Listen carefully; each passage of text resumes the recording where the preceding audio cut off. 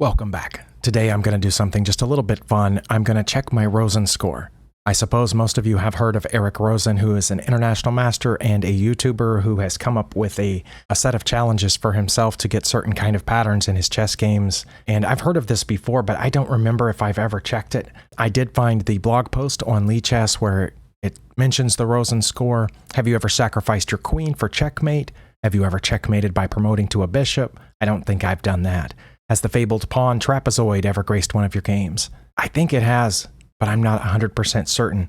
But anyway, there's a link to the website where you can find your Rosen score, which I have pulled up in a separate tab. You can select Lichess or chess.com. I'm just going to do both. And of course, I won't make you wait while it searches all my games. But I am going to type in my username here, and I'll start with Lichess.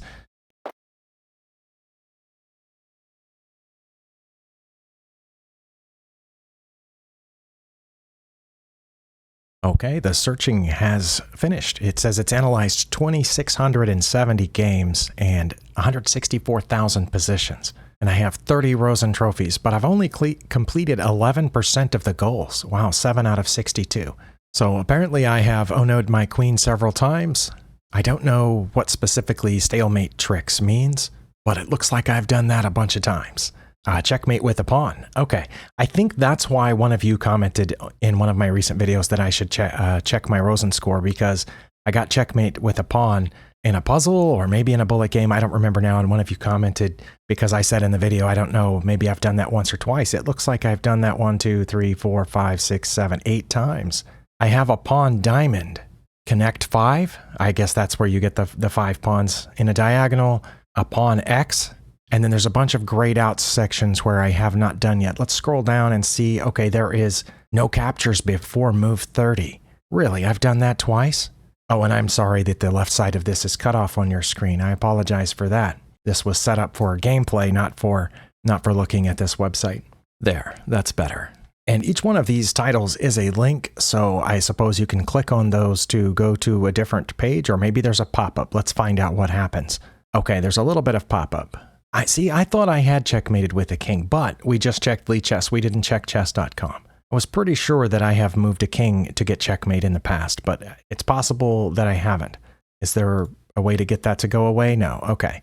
The pawn X is one that I wasn't sure about. It says an X formation with a pawn. I have one game where that happened, and I guess that's a link to it. So I'm going to open that game. That is a pawn X. Okay, so I have completed that quest. This was a bullet game 2 years ago, and I lost it, but I did get the X, so I think it was worth it. Wait, now that I'm looking at this, it says I lost it, but the graph at the bottom says I was ahead at the end. I resigned when I was ahead? Oh no. I resigned in this position even though I had a lead. I didn't mean to analyze any games here today, but it looks like I should have just blocked with the bishop. I think I resigned because I thought, oh no, if I block with the rook, they'll take my queen. And it'll be over, basically, because that'll be check also. And then when I get out of check, they would take my bishop. But I could have just blocked with the bishop. I was up -5 here, according to the engine. Okay. How many moves did my X last? I got the X by capturing here. I'm just going to skip forward to see how long that X lasted. It looked like it sat there. Oh, it sat there for a few moves, but then I had to en passant that pawn, which was a blunder. But I felt compelled to en passant. Okay, again, did not mean to analyze games here today. I was just curious about what the pawn X was. Connect 6, there are actually people that get that apparently. But yeah, there are a lot of things here that I still need to do, and I don't even know what some of them are. Now, I have heard of the egg opening. That's where you start with your E pawn and then move your G pawn twice on the next 2 moves. So like E3 or E4, doesn't matter, and then G3, and then move 3 has to be G4. Or I suppose G4 and then G5 if the opponent allows it. But that seems ridiculous to me, which is one reason I've never tried it. I don't know what bad egg is. Okay, so you would have to move your B pawn first, then your A pawn, then your D pawn, then your E pawn, then your G pawn twice. I think if I did that, my opponent would probably rightly block me. Okay, Chad?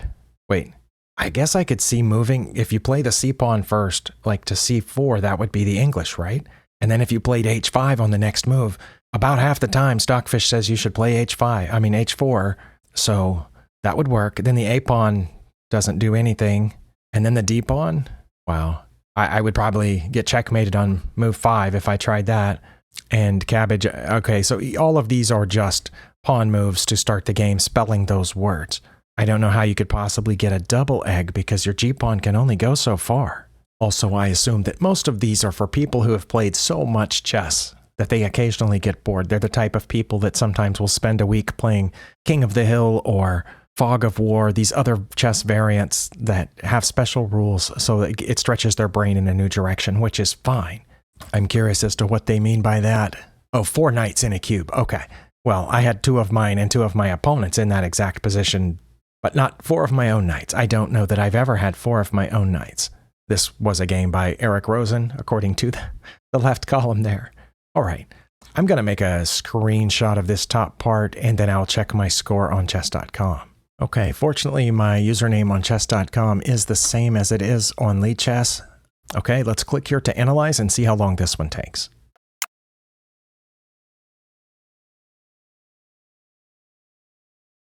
Okay, it looked like I have quite a few more Rosen trophies on my chess.com games than I did out of the Lichess games, and a higher percentage of the goals, but still only 14 out of 62. So there's still a lot that I'm missing, but I was correct that I had a checkmate with the king move. And I had several checkmates with the pawn over there as well, stalemate tricks. I had a pawn X on chess.com as well as connect 5, pawn diamond, double check checkmate. Had that twice. Wait, G5 mate? Really? I've had G5 mate twice. Okay. And a smothered mate only once? I thought I've had a couple of smothered mates, but I might be remembering puzzles. Also had no captures before move 30 on chess.com. Flag opponent who had a mate in 1? It says I've done that 5 times. Really? Well, those had to have been bullet or blitz games, surely. Before I go to that site, I have to add this little thing on the screen there because it's required by them. Let's click flag opponent who had mate in 1. Wait, according to the link that has popped up when I hovered, that was a daily game. So apparently I had an opponent who had a mate in 1 against me, and then they ran out of time in a daily game. Okay, that was live. Okay, so only one of them was a daily game. Well, let's just check that one.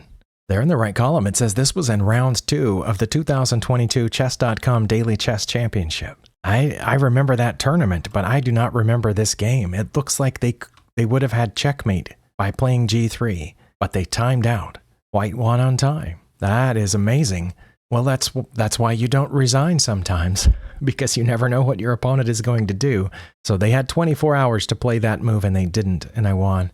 Okay. That's interesting, and just out of curiosity, I'll check one of the live games here. Oh, I had a full minute left in this game. What was the time control under details? It was 2+1 bullet, and my opponent had a mate in 1. All they had to do was push this rook down, but they ran out of time. Was my last move was probably a blunder then? They were still way ahead. I needed to move my king to G8 to threaten their rook. I don't know what they would have played after that. Oh, they would have taken the free bishop, and then I would have taken their rook, but they still would have had a huge lead because all my pieces are trapped behind these pawns. Okay. But instead, I brought the other rook over, giving them the mate in 1, which they did not play because they ran out of time. How much time did they have? Oh, 1.4 seconds. They probably expected me to play G8, so they didn't pre-move the rook to H8. Right? That must have been it. They expected that, so they didn't pre-move it. And when I did this, they were confused and didn't know what to do. And that 1 second was all it took.